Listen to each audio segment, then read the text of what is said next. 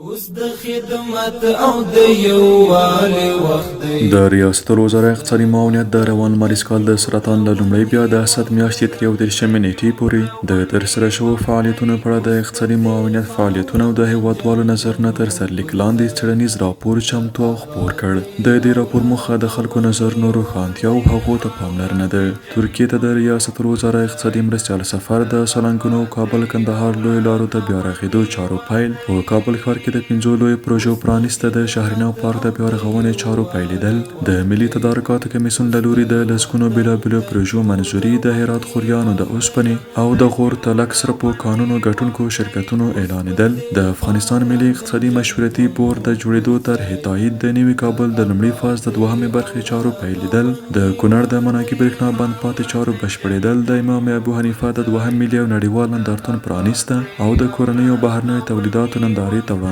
کېدل. په نږدې راتلونکي کې د آقاجان او سلطان ابراهیم بندونو چارو پیل او دې ته ورته یو لړ نور موضوعات د دغه تحلیلي راپور مهمې برخې جوړوي. دا هغه موضوعات دي چې د ریاست الوزرا اقتصادي معاونیت د هیواد د اقتصادي پرمختګ او بیا رغونې په پار پیل او د بشپړېدو لپاره قوي هوډ لري. د دغو موضوعاتو په اړه په دولتي او خصوصي رسنیو همداراز ټولنیزو شبکو کې هیوادوالو خپل نظرونه شریک کړي او د ریاست الوزرا اقتصادي معاونیت د دوی نظرونه د علمي معیارونو په نظر کې نیولو سره تحلیل او ارزولي دي. د یادو موضوعاتو په اړه د هیوادوالو نظرونه پر مثبتو منفي او وړاندیزونو ویشل شوي چې د مثبتو او منفي نظرونو او وړاندیزونو مجموعي شمېر یې 83,609 دی چې له دې جملې 22,680 د مثبتو نظرونو شمېر دی چې د مجموعي شمېر 15 سلنه جوړوي. د منفي نظرونو شمېر 4,214 دی چې د مجموعي شمېر 11 سلنه جوړوي او همدا ډول د وړاندیزونو شمېر بیا 1,910 دی چې د مجموعي شمېر 4 سلنه جوړوي.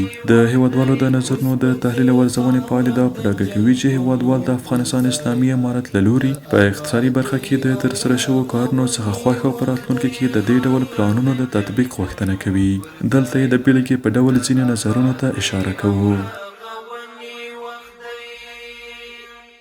دا شل کلن زخمونه ډېر ژور دي، په وطن ټپونه ډېر ژور دي. دا شل کلن زخمونه ډېر ژور دي، په وطن ټپونه ډېر